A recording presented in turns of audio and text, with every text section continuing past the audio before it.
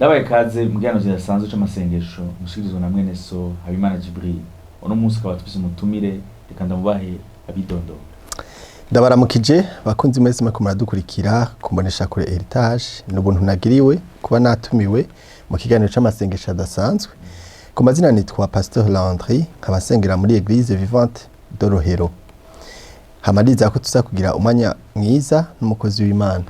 Amen amen. Uno munsi Imana ikadusha yaduha ijambo rivuga ngo kunesha ubugunge bwa Satani. Mwe imbere yuko tubivugana ko imbere ko tuzofata umwanya wo gusenga ngo dusabe Pst Landry adufashe gusengera kino kiganiro, adufashe adushire mu maboko y'Imana. Data mu izina rya Yesu Kristo turagushimiye cyane ku kanya keza uduhaye atuma tuganira ijambo ryawe. Ijambo ryawe ni itara ritumurikira, ijambo ryawe ni inkota ya mpwemu yera. Ndasenze ngo rino jambo nyene abariko bararikurikira rishobore kubafasha, rishobore kubahumura amaso, ribereke imitego Satani atega abakristo kugira ngo abagwishe. Mwami Yesu Kristo, reka wiheshe icubahiro muri umwanya mwiza, ivyo tuza kuganira vyose bibe bihumetswe nawe, ni mu izina rya Yesu Kristo dusenze. Amen. Amen. Amen. Nkuko nako ndabivuga, teme no munsi ivuga ngo kunesha ubugunge bwa Satani. Nk'abakristo tugiye gutahura yuko abo tugwana tabenyama n'amaraso, tugiye gutahura yuko tufise umwansi. Rero iyo umukristo abayeho muri nosi atazi yuko afise umwansi, atazi yuko afise umuntu adashaka kumubona na gato aroraniwe, adashaka kumubona na gatoya ariko arakorera Imana, adashaka kumubona na gatoya amerewe neza. Rero nico gituma no munsi twatoye ino system kugira ngo dutahure icari c'ubugunge bwa Satani, tumenye Satani ninde, ni kubera ashaka kutugirira nabi, ni gute twomwirinda, ni gute twobaho mu buzima bwo gutsinda ubugunge bwiwe. Nagomba gato twandi dusome muri Yohana igice ca 10 umurongo w'10 biravuga ngo igisuma nikizanwa n'ikindi atari ukwiba, ukwica no gutikiza, nayo jeho nazanywe no kugira ngo zironke ubugingo kandi ziburonke ari umusesekara. Bibiri kiratubwira yuko Satani atakira ikintu camuzanye, biri mwita umusuma. Rero umusuma ni umuntu yiba abantu imigabane yabo, umuntu yiba abantu ivy'Imana yabateguriye. Rero nagomba utahure yuko rukuranguka uno munsi Satani ni gisuma, Satani ni umwansi wawe. Ntakeneye kukubona uryohewe, ntakeneye kukubona uroraniwe, akoresha mayeri yose cyangwa ubugunge bwose kugira ngo akubone uri hasi. Rero nagomba akanya gato Pst Landry atubwire, mbega Pst Landry wotubwira mbega ubugunge bwa Satani afise, mbega ni kubera ko akoresha ubugunge kugira ngo ashobore kubona abantu bananirwa. Murakoze cyane. Icambere ngoma ntanga isobanuro y'icari cyo ubugunge. Benshi usanga bavukiye mu gisagara, iryo jambo ushobora gusanga bataritahura. Ubugunge nico twita mu gifaransa ruse. Ubugunge ntabwo ari ubwenge, Satani nta bwenge afise, ahubwo afise ubugunge. Usomye mu Itanguriro 3 umurongo wa mbere havuga ngo inzoka yarusha ubugunge ibikoko byose byo mu ishamba uhoraho Imana yaremye. Bibiliya ntivuga ngo Satani yarusha ubwenge ibikoko, yabarusha ubugunge. Nuva rero ubugunge ni ruse. Tuvuze ruse rero narabye muri dictionnaire mu gifaransa ivuga ngo la ruse c'est l'art de dissimuler, de tromper afin de parvenir à ses fins. Mu Kirundi ubugunge n'amayeri Satani akoresha mu guhenda abantu kugira ngo ashikire inyungu ziwe. Donc nayo mayeri rero Satani akoresha turaza kuyabona kugira ngo Satani ashobore kugwisha abakristo. Nivyo Satani nta bubasha gifise, Satani yaraboshwe, ahari nta bubasha afise, ariko ico afise afise amayeri. Ayo mayeri rero iyo utiyubaye nk'umukristo ngo ube maso aragutega kandi ukagwa mu mutego. Rero turi ngaho kugira ngo tuvuga ayo mayeri ayariyo. Ayo mayeri ikiryoshe kandi nagoma mvuga imbere ko mvuga amayeri nuko mu gitabo c'Abikorinto ba kabiri igice ca 2 umurongo wa 11 havuga ngo kuko tutayobewe imigabo yiwe ngo car nous n'ignorons pas ses desseins. Ikiryoshe nk'abana b'Imana nkemuyera muri twebwe atuma tumenya ayo mayeri d'avance, bigatuma tutayagwamwo. Ahari nawo mu migani rimwe 17 gacavuga ngo kuko umutego utegegwa ubusa ikiguruka cose yo kibibona. Donc iyo ufashe inyoni ukayitega, iyo nyoni ikaba yabonye uwo mutego ntibikiwuguyemo. rero Imana ishima yuko ibuye riserutse ntibacisha isuka. Amen, amen. Iri jambo ririko rirahumura abakristo kugira ngo bamenye d'avance iyo mitego kugira ngo bayirinde. Amen, amen. Rero twama tuvuge rero iyo ayo mayeri, amayeri ya mbere Satani akoresha nayo twita séduction. Séduction ni iki? Na karimi gasosa. Ugiye kuramye ne Satani yahenze Adamu na Eva. Yakoresheje akarimi. Yabwiye Adamu na Eva aravuga ati mbega nivyo kuri Imana yaravuze ko uwuzojya kuri iki camwa azoca amera nkayo. Khayeli Imana yari yabivuze. Muga kubera bateze amatwi, umugore agatega amatwi iyo mvugo ya Satani isa n'akarimi gasosa, yasanze ico cama yakiriye. Rero nagomba mbwira umuntu ariko arankurikira, rijya jwi ryo ari kugira ati samba na biraryoshe.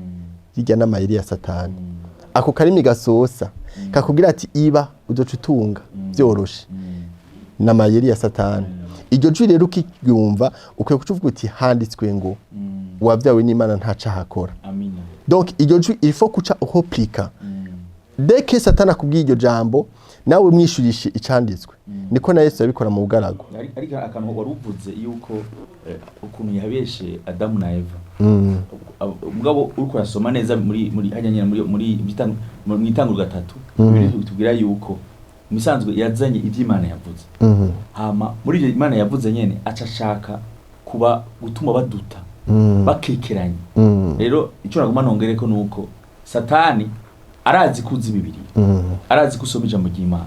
Ikintu azozana mu buzima bw'iwawe nuko azakubwira mbega by'ukuri Imana yavuze ko uzakuzigama none kumerewe guke ugasanga uragwaye. Yavuze ijambo ry'Imana rivuga yuko mishegwe twakize ingwara kwere kugwaye. Rero kenshi no kumenya amayeri yamugwanize umuntu akaguma yizeye n'igihe ivyo ari karabona bitandukanye n'ivyo yizeye.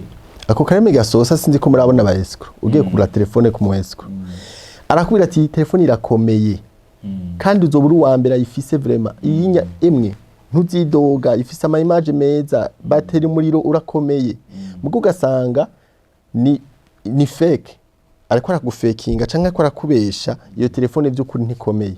Donc aba escrow kenshi bakoresha karimi. Rero na Satani novuga ngo numu escrow n'umuntu umva zana karimi gasosa akakwereka inyungu ugiye kuronka akakwereka umunezero ugiye kuronka mu ugasanga umunezero w'akanya gato. Kumbe wewe afise ikindi kinagomba kukwiba en échange. Umuntu umwe yavuze ngo Satani ni yaguha mu kuboko kw'iburyo amafaranga azoca kwiba ikindi kintu kirusha agaciro amafaranga no kuboko kw'ibubamfu. Donc ivyo rero kugira ngo abikore arakubesha. Akoresha amayeri y'amajambo asosa. Akubwira ati raba niwajyamana na boss wawe uzocuronka promotion. Raba niwabesha uzocuronka visa. Donc ugasanga ako karimi wagatega amatwi ego kandi ako karimi nkuko wabivuze akoresha amajambo mengo ni meza ya Bibiliya. Iyo mirongo akayikubwira mugakaca yishiramwo umutego. Wowe rero ugasanga umengo ni ijambo ry'Imana kumbe afise ikindi kinashaka kuviza. Muri Yohana igice ca 18 umurongo wa 44 birivuga ngo Yesu akabwira abafarisayo arababwira ngo mwege muri abaso Satani kandi ivyo so yifuza nivyo mushaka gukora. Uwo yahereye mu ntango ari umwicanyi kandi yahagaze kandi ntiyahagaze mu kuri kuko atakuri kuri muri we umurongo ashaka n'uyundi. Iyo avuga ibinyoma avuga ivyiwe kuko ari umunyabinyoma kandi ari we se wavyo. Bibiliya tubwira yuko nkuko ariko rabivuga nivyo akoresha amayeri mugabo anakoresha n'ibinyoma. Umubeshi si umubeshi gusa Bibiliya tubwira ko ari se w'ibinyoma. Mu yandi majambo ni papa wavyo. Rero ikintu cyose azokora azogerageza ukuntu kose akubesha kuko muri we nta kuri kubamo. Muri we ni umubeshi. Nivyo yakoreye na Adamu yarababeshe atuma bakikiranye ku vy'Imana yababwiye bisanga bagiye mu vyaha bisanga batandukanye n'Imana. Rero ico nagomba kuvuga ngo abantu batahure yuko Satani ntabakunda na gato. Bibwita ko ari umwicanyi kandi ni umunyaminyoma. Ni se w'ibinyoma. Ikinyoma niwe yakivyaye. Majambo make niwe yakivyaye. Rero nagomba ndakubaza kantu gato Pastor. None ko turavuga Satani none abantu ababesha gute? Ko ngatwa twasubiye wavuze mu itanguriro ukuntu yababesha bo barabonye yari hinduye mu inzoka. None muri iki gihe cyacu Satani ntidushobora kumubona bigenda gute? Reka some mu Bikorinto ba kabiri 11:3 haravuga ngo ariko ndiyubara yuko nkuko yanzoka yahendesheje Eva ukwiyorobeka kwayo kumbure ivyumviro vyanyu byokoshwa mugaca mureka ukugororoka no kwera mu bya Kristo. Ikintu Satani atera ni ivyumviro. Ivyumviro niho hantu hambere intambara ibera. Aragutera ico ciyumviro akakwereka ko ni wiba uzoca utera imbere, akakwereka yuko ni wajyamana na patu uzoronka promotion. Donc ico ciyumviro camara kuza muri wewe. Yakobo ni yavuze ngo iyo umuntu amaze kwifuza uko kwifuza kugakura kubyara icyaha naco kabyara urupfu. Donc ico cifuzo wamaze kukibundikira ukakigumiza muri wo kakidevelopa kibyara ukwifuza. Ukwifuza nako umaze kukubundikira kukidevelopa kubyara icyaha kimaze kukibundikira kigakura kica kibyara urupfu. Donc byose bitangurana n'iciyumviro. Aha ikindi naco bavuze Satani akoresha no kwiyorobeka ngo kwiwe. Kwiyorobeka. Bibiri bivuga ngo Satani ari gigira umumarayika w'umuco. Donc rero uko kwiyorobeka asho no kwiyorobeka agafata ishusho y'umuvugishwa. Agaca mu kanwa ko muvugishwa akakubwira ati Imana ivuze ngo kandi tavuze. Uwo mugabo subisezerano. Wowe ugaca utahamuhira iryo jambo ryavuzwe n'umuvugisha wa mugabo ari inspiré na Satani. Ugashika muri yo ugacubwira umugabo wawe ngo umuvugisha wa mbere ngo tuvane. Divorce kaba yinjiye. Nuvuga ngo ni Satani yakoresheje amayeri yambara ishusho y'umuvugishwa, yambara ishusho ari yorobeka. Mumva mu yandi majambo Satani ashobora gukora mu muntu. Ego. Muri bukana Petero. Nivyo niho nagira nje kwa Petero. Petero yabwiye Yesu ati uri Kristo mana w'Imana. Aho yaravugishijwe na mpwemu yera. Mu kandi kanya naho aca yihereranya na Yesu ati ntibikakubeko. Yesu nawe ati herera inyuma ya Satani kuko uri kinsitaza. Rero birashoboka ko Satani akorera mu muntu kandi byitwa ko ari hafi ya Yesu canka avugira Yesu agakoresha kanwa kiwe mu kukubwira amajambo atariyo. Bana uyu murongo utazoje gusoma ngaha muri Yohani 18:44 na 4 Yesu ariko abwira abantu ikintu cyantangaje niye kabwira abantu amwe ngo mwebwe muri abaso Satani akabwira abantu apara amadayimoni abantu bo kwisi akabwira mwebwe muri abaso Satani mu yandi majambo umuntu ashobora gukoreshwa na Satani. Cyane gose Satani ashobora kumwitiza mbere anye rekabwira abantu b'abafarisayo rekabwira abantu bitwa ko ico gihe ari abantu b'Imana. Rero Satani kubw'amayeri wari kuravuga Satani ashobora gukoresha umuntu ari we wese. Rero ni vyiza kumenya ubugunge bwiwe kugira umuntu ashobora kumenya ingene amwirinda. Satani ashobora gukoresha umugenzi wawe, Satani ashobora gukoresha umuvyeyi wawe, ashobora gukoresha umuntu wese. Rero nk'abakristo ukwiye kwiyubara. Ushobora kubona umuntu ahagurutse akagutuka nk'ubona umuntu mbona imwemera inyuma yiwe. Ku umuntu ahaye akaryo Satani ashobora kumukoresha. Rero ni ivyo nagomba kuvuga. Rero umuntu tukiri kuri amayeri ya mbere ya seduction y'akarimi gasosa muri buku umukobwa yagenda aravugishwa abwira aba Paulo ati aba bantu bigisha inzira y'Imana ni mubumvirize. Amajambo yavuga vy'ukuri ari meza mugabo source y'ayo majambo, isoko y'ayo majambo yari Satani. Rero Paulo vyamusavye yuko asuzuma iryojwe arabe umuzi waryo kugira ngo ashobore kumenya ko atari ijwi ry'Imana. Nagomba mbwire umuntu ariko arankwikira nti abavuga bose mwami abavugishwa bose ntibabavugishijwe n'Imana. Urakeneye impemu yo gusuzuma esprit de discernement kuko muri iyi minsi amajwi ni menshi naho wo kumenya rejwi ry'umwungere wawe. Ikiryoshe nuko ngo intama za Yesu zizikumva ijwi ryiwe. Ukubana n'Imana niko iguha sensibilité spirituelle ituma umenya ijwi ry'Imana ukarikura mu yandi majwi menshi. Ego unyemereye siti ko twoja ku mayera gira kabiri. Amayera gira kabiri nayo nagerageje kwita la gloire et la richesse canke ubutunzi n'icubahiro. Mu bisanzwe si bibi ko tugira ubutunzi kandi si bibi ko tugira icubahiro. Ko biribwa ngo uzonkorera datazo mu icubahiro. Ariko urukundo rw'ivyo bintu nigo mizi y'ibibi byose. Rero Satani arigere yakoresha ubwo butunzi n'ivyubahiro abantu bakunda birukira kugira ngo abate mu mutego. Aho usomye mu gitabo ca Luka 4:5 gushika ku 7 haravuga ngo aramudugana uyu yari Satani adugana Yesu waramudugana amwereka ubwami bwose bwo mu isi mu kanya gato umugwaniza aramubwira ati ndaguha ubu bubasha bwose n'ubwiza bwabwo kuko jewe ndabuha kandi narabuhawe kandi ndabuha uwo ngomba wese. Uyu munsi rero abantu barahahamira ibyubahiro yaba bakozi b'Imana hari abari muri uwo mutego wo kuhahamira ibyubahiro yaba abantu bakorera muri leta canke bahehe ugasanga ivyo byubahiro barabikeneye. Rero ntivyari bibi mugabe iyo bishitse ahantu ubirondera ubikunda atupwi ku buryo naho uja no ku mupfumu ukarondera ko aguha hagati kugira ngo ukundwe ugira ivyubahiro wamamare aho uba wamaze kuba mu mutego mu Rwanizi. Rero wowe uri kwankurikira kugira ibyubahiro ni byiza kugira ubutunzi ni bwiza mugabo inzira ubironderamwo nico kibazo. Satani ashobora kubabona yo kufisi iryo rari ryo kubikunda agaca rero akosha kuja ku mupfumu canke akakosha kuja ku bantu bakoresha mangetengete kugira ngo ugire ivyo byubahiro ku nguvu. Ndego mashimangire kuri ico kintu nyene yuko abantu bariko baratahura ko Satani akora kugira akora bivuga ahera mu byiyumviro icyubiro gitangura kuza muri wewe reka Jesse sinoja kuri position reka Jesse n'utunga je kubera iki naje bitogenda ku umwe si byiza kugira ivyo byiyumviro si bibi kugira ivyo byiyumviro mugabo none ugize ivyo byiyumviro ni yahenze rufata idutandukanya twe abize Kristo nk'amwe mu bwacu nuko twe turondera inzira nziza.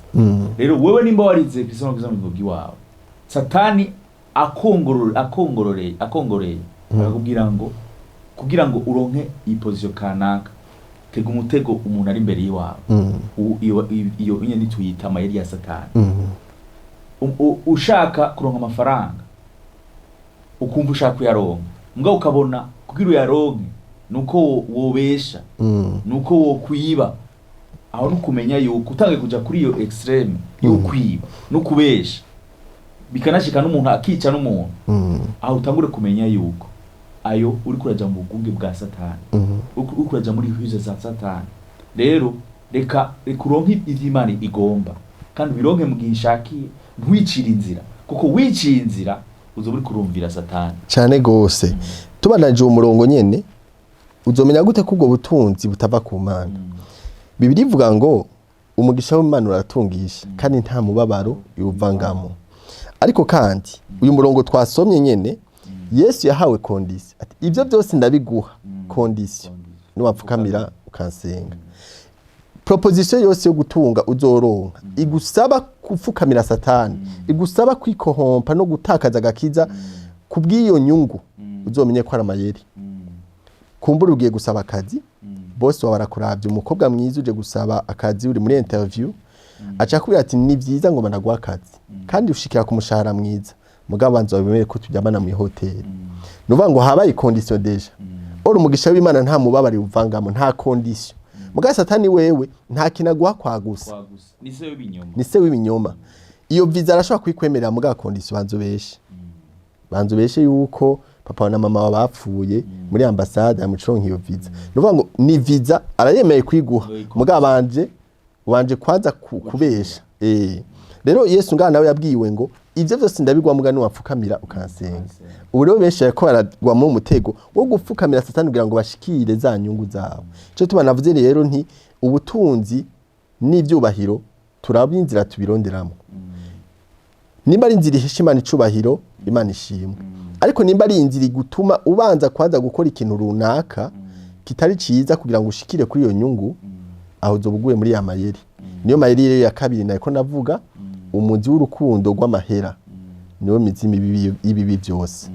Wowe ushaka gutunga wowe ushaka kugira ibyubahiro birondere mu nzira nziza kandi icubahiro Imana yatubwiye nyene tukironka ngo wicisha bugufi datazomushira hejuru korera abantu datazoguha icubahiro.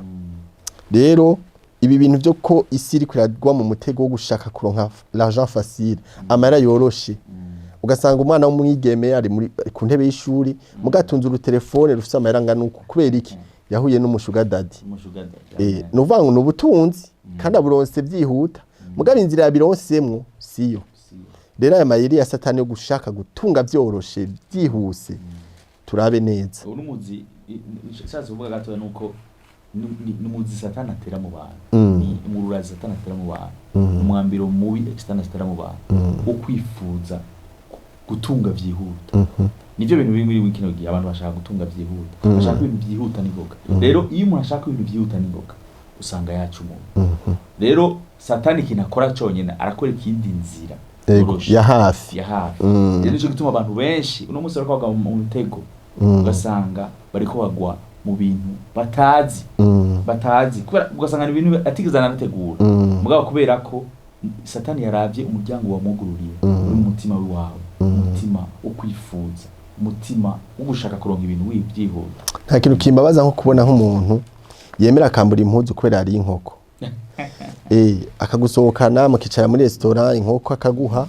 mugaga acabwira ati inkoko nubwo bayiriye tuje kuruhuka umwana agatwara inda kubera iki inkoko y'ibihumbi bingahe kandi muri wabo bari bayifise ivyo vyose n'ubugunge bwa Satani ngo marinde abahanure gwaruka cyane mwe kumurankurikira mumere nka Yosefu yabwiwe na muka Potifara ati ni wajyamana nanje uraronka position runaka kuko muka Potifara yari umugore w'umutunzi mugabo Yosefu yaranse kuryamana na muka Potifara yemera guti impuzu yiwarirukanga arahunga ubushakanye rero nawe nabona kwire mwene data mera nka Yosefu hakutakaza ikintu kiri eternel hakutakaza gakiza wopfuma utakaza izo nyungu mbi zigutuma utakaza gakiza kuko Yesu yavuze ngo byo mariki kuronka ubutunzi bwose bwo mwisi ugatakaza ubugingo bwawe rero bumbwa n'ibyo ufise hakuronka iPhone 15 Pro Max mugo kayironka mu nzira y'ubusambanyi wopfuma utunga tekno murikira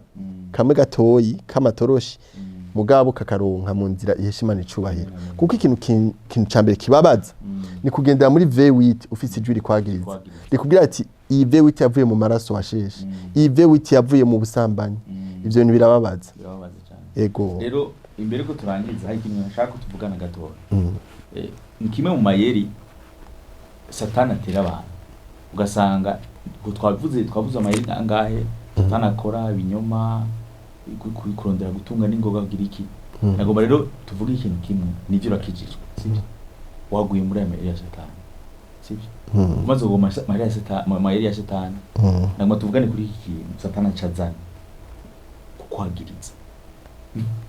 kukwagiriza nivyo wihanye mugabo Satani ntashaka kuvayo ashaka kugumayo kuko imwe mu mayeri yiwe ashaka gufata akugumane muri iyo nzira ashaka kugumanamo duse mu byakozwe no muri cya 12 gukora ku murongo w'10 bitubwira ngo mijuru numva ijwi rirenga riti noneho agakiza karashitse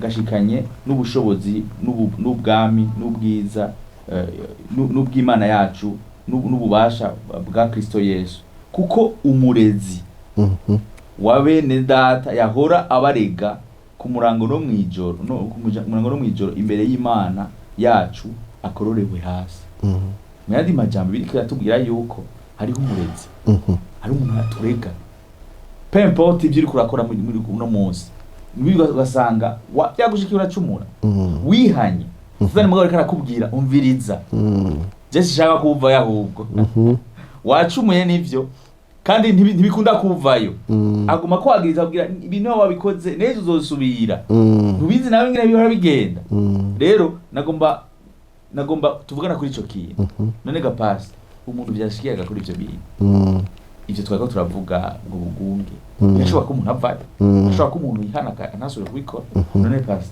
none byo genda gute uyu murongo utubwiye ko dufise umurezi umisha bigenza gute ni kibazo kiryoshe cyane kandi Imana ishimwe ko Imana yacu iracaye ku ntebe y'imbabazi iracaye ku ntebe y'ubuntu ariko imbere ko ndacishura namavuge ayandi mayeri nto kwirengagiza agira gatatu bita convoitise ukwifuza ku mubiri iki ni kintu waba uri bishop waba uri papa waba uri inde kwifuza ku mubiri gutera umuntu wese aho some muri Samuel wa 2 gice ca 11 mu murongo wa 2 hatubwira ko Dawidi yari umwami yasubize mu mavuta ngo mu gihe abandi bami baja ku rugamba we yasigaye Yerusalemu wari ku rubaraza ngo abona umugore w'abandi ariko aroga aramwifuza aca aramusambanya nababwire ngo ukwifuza Satani arazi ko ariyo mayeri uyu munsi akubita abantu benshi ugiye kuraba amafilm asohoka ari mu kwifuza ugiye kuraba ama panneau publicitaire kugira ngo urudandaza rwawe rusohoke neza haja ko umukobwa yambaye ubusa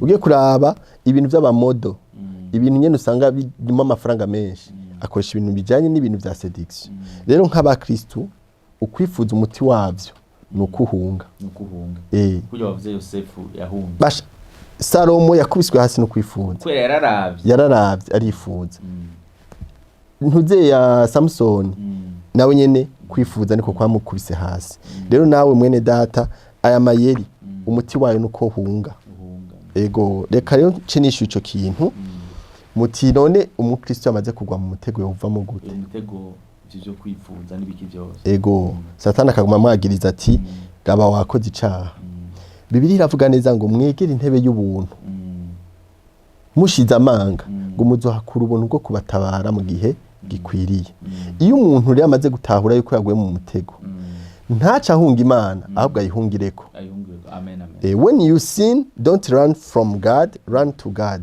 ukoze icaha reka guhunga Imana yihungireko ikosa Adamu yakoze yakuye mu caha aca ahunga Imana Imana iraza ati Adamu uri hehe ngo nakoze icaha ngo ndakubonye ngo ca ndinyegeza mugabo hajya Adamu yahungira ku Mana kuko ni rukundo akamera nk'abamana w'icangaza akavuga ati umviriza kwa data barajya bagasigaza je naje ngaha ndiko ndifuza ivy'ingurube zige rero reka ngende kwa data ndamubwire ko namucumuyeko nongera cumurana no kuyo mwijuru ngo sa mubonye aca mugumbira ijya ni image y'ukuntu Imana itubona iyo tuyigarutseko ngoma ndakubwire wowe waguye mu mutego ushobora kuba warukijije uri muri kohale bakagutera inda kandi ukayiterwa n'umurongozi wawe umva ndakubwire Imana yacari ku mbabazi ku ntebe y'imbabazi bibivuga ngo naho umutima wacu wo twagiriza Imana isumba umutima wacu ingo ku Mana reka kwihunga hungira ku Mana nyabuna nuvuga ngo Imana ni nka garage umudugi upfuye upfira muri garage nawe rero ingo muri garage y'impemu